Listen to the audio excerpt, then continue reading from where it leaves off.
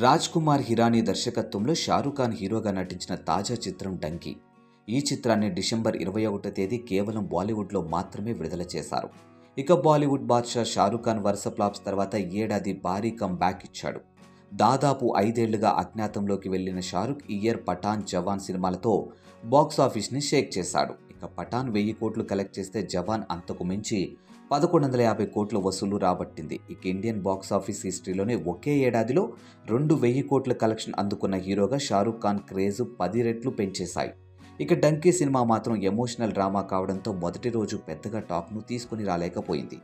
Donkey movie కొన్ని చోట్ల negative talk, మరికొన్ని చోట్ల డివైడెడ్ టాక్ని సొంతం చేసుకుంది. ఇక వరుస హిట్లతో దూసుకెళ్తున్నటువంటి షారూఖ్ ఖాన్ నటించిన డంకీ మూవీపై ఆరంభం నుంచి భారీ స్థాయిలో అంచనాలు ఏర్పడ్డాయి. ఇక దీంతో ఈ మూవీ హక్కులకు ఓ రేంజ్లో డిమాండ్ ఏర్పడింది. ఫలితంగా ఎమోషనల్ మూవీకి దాదాపు 200 కోట్ల మేర బిజినెస్ జరిగినట్లు తెలిసింది.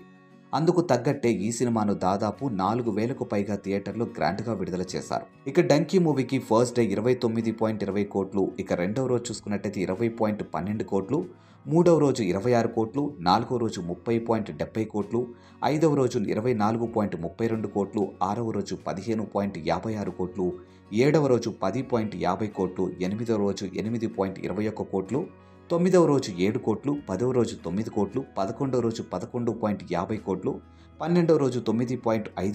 12వ రోజు 9.5 కోట్లు, 13వ రోజు 3.85 కోట్లు, 14వ రోజు 3.25 కోట్లు, 15వ రోజు 2.65 కోట్లు నెట్ కలెక్ట్ చేసింది. ఇక ఓవర్సీస్లో డంకీ మూవీకి 15 రోజులు $20.90 మిలియన్ల అంటే 174 కోట్ల గ్రాస్ వసూలు చేసింది.